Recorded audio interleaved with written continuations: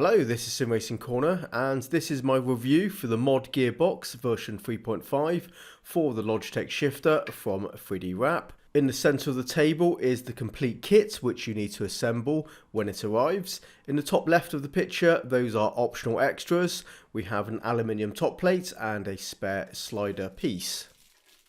The mod gearbox is an upgrade to give the Logitech shifter a stronger, more realistic feeling, closer to that of a real gearbox, and we'll discover later in the testing segment of the review how successful this modification is at doing this. The main shell body is 3D printed, it's a tidy clean print. I did examine it closely and found no visible flaws in this printed part. As for the top plate, that's been professionally cut from 3mm sheet plastic. I think it's acrylic, as that would be a suitable strong material for this application. It is shiny, so it does pick up fingerprints quite easily. The sliding component, which is going to get most of the abuse, is also 3D printed, but interestingly produced using selective laser sintering. I'm not going to explain what that is, but just look on YouTube for selective laser sintering. You can find out what that process is. But it is a high-end industrial form of 3D printing, and the material used is nylon, which has very good durable properties. Yes, I'm quite impressed actually. They've gone a step further in producing this particular part in this way to ensure it has a good, or should have a good lifespan. It's not going to last forever. You can buy replacement sliders from 3D Wrap. They are €9 a pop to replace, so on first inspection, if you don't know any better, they do seem quite expensive. But when you realise they are not standard 3D printed parts and made to a higher standard, it sort of makes sense. There are no other wear and tear parts of concern on the mod gearbox, but I would say it would probably be prudent to buy one of those extra sliders while buying this, just to save on extra postage costs later on. The remaining pieces of the kit are 2 long bolts and sleeves to go over those, plus some small nuts. These make up the rails for the slider, and finally we have a small printed build guide diagram. You will need to bring along a 2.5mm hex key for the job, plus you also need to lubricate the rails for the slider, so that's not included, so you'll need to provide your own type of grease. I'll be using lithium grease for that. The build process is straightforward, but I do think 3D Wrap could have designed a better solution for connecting the nut to the slider rails. You drop the nuts into the shaped holes and hope for the best, that the nuts fall flush, and then you just keep rotating the screw from the other end and try and catch the thread of the nut. So you're basically using gravity and hopefully it's in the middle. It's overly fiddly, but I did get there in the end, which I finished off camera as I needed to get a good look down those holes. The other thing to remember is not to over tighten them, as it may slightly deform the shell under pressure, whereby preventing the top plate's cover from being seated.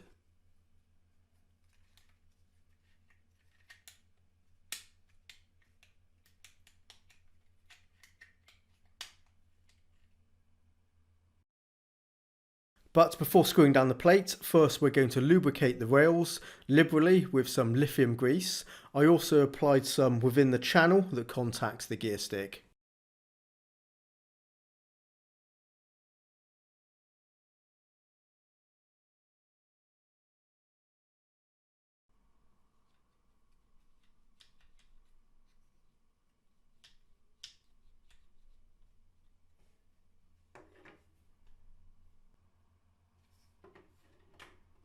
If you take a closer look at the teeth on the plate, you can see the angled ends that follow the sequential path for shifting through the gears.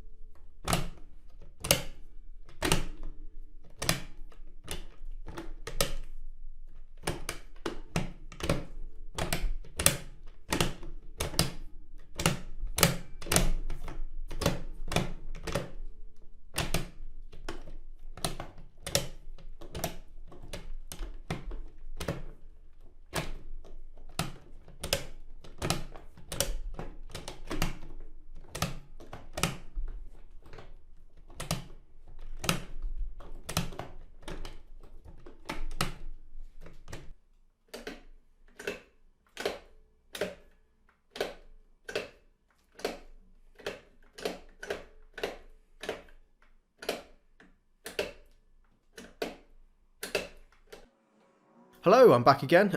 Yeah, I went long on the installation and close-up demonstration of the shifter gear changes, but I think it was useful to see all of that, especially the side-by-side comparison, to get a good visual difference before and after the mod. Yeah, it's obvious there is a big difference between them. The slider grabs the gear stick in those notches and it requires a fair pull or push through to the next gear. It also squeezes the stick, so there is friction throughout the throw whenever there's movement, plus some lateral friction from the rails.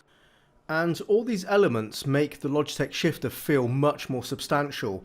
It does indeed give the operation a more realistic feel, though it stops short of feeling fully mechanical, which is understandable. You can clearly hear those clunks as the gear moves in and out of the notches, and you feel all of that. It's a punchy, informative, tactile feedback straight to your hand. It's a very satisfying, chunky feel. It will feel stiffer the first time you use the mod. It needs to be flexed a bit, and with some use, the resistance will feel smoother and settle after a short break-in period. With the mod gearbox, the Logitech shifter is much louder than before the modification. That's the trade-off for the stronger feeling shifts. So make sure that's not going to be a problem for your household before considering buying this. I don't mind the sound, I quite like it, but it is the sort of noise that will travel at night and could be a disturbance to others. Now we have the metal top plate installed, and I'm sure you're wondering whether it's worth buying this optional extra. I would say it's not absolutely essential. It doesn't change the feel of the shifter or the noise profile. The plate doesn't function as an end stop for the gear changes, so you don't hit the edge of the plate. The slider takes the impact and stops it short from the plate. However, I did discover a small problem with the metal plate. It pinched the gear stick in first gear, enough to nick the side of the stick and leave a scar. It's not serious, but it does feel a little bit sticky when it's in first gear, and I can fix that by just taking a file and removing maybe 0.5 mm or so from the jaws of that gear position. Second gear also felt a bit tight, so maybe I'll do the same thing there. When using the plastic top plate, I did not experience this problem. I had no preference between the plastic or the metal one. I was happy to use either one. I like their benefits as a visual position indicator of which gear I'm in, and a physical guide for getting into gear. And it looks pretty slick too. With this modification, is there any reduction in agility operating the shifter? I would say no, it still feels fine and quick to transition through the shifts. For me, I did occasionally miss shift, and that was going from 2 to 3 and ended up in first gear sometimes. Because of the heavier feel, you're pushing with more force, and it's just a case of getting used to guiding the stick and getting accustomed to this new type of resistance. On a positive note, with this stronger feel, you really know you've engaged each gear through that tactile feedback. Without the mod, the Logitech shifter is quite light and sometimes feels vague, and that's certainly not the case with the 3D Wrap mod. Another question you may ask is whether using this mod could reduce the lifespan of your Logitech shifter. I don't see this being a problem. The Logitech shifter is quite sturdy to begin with, and the brunt of the shifting force is taken by the slider. But if you have experience using this mod and can tell me otherwise, please do so in the comments. The 3D Wrap mod gearbox is well designed and made from a mix of suitable materials and mates seamlessly with my Logitech shifter. I have version 3.5 of the mod, so it has been revised over time. That shows us that the 3D Wrap team are constantly developing this product to make it better, which is good to see. This is a really great product. It's a fair price and quite frankly a mod you should get for your Logitech shifter, and you'll be glad you did, and you'll be glad you took my advice. It's an essential upgrade in my opinion. There is a link in the description to 3D Wrap if you want to check this out on their website or scan through their other mods and custom sim racing hardware products. They have quite the selection of interesting bits and bobs. And that ends my review for the very awesome 3D Wrap mod gearbox version 3.5. Thank you very much for watching, happy simming, and bye bye.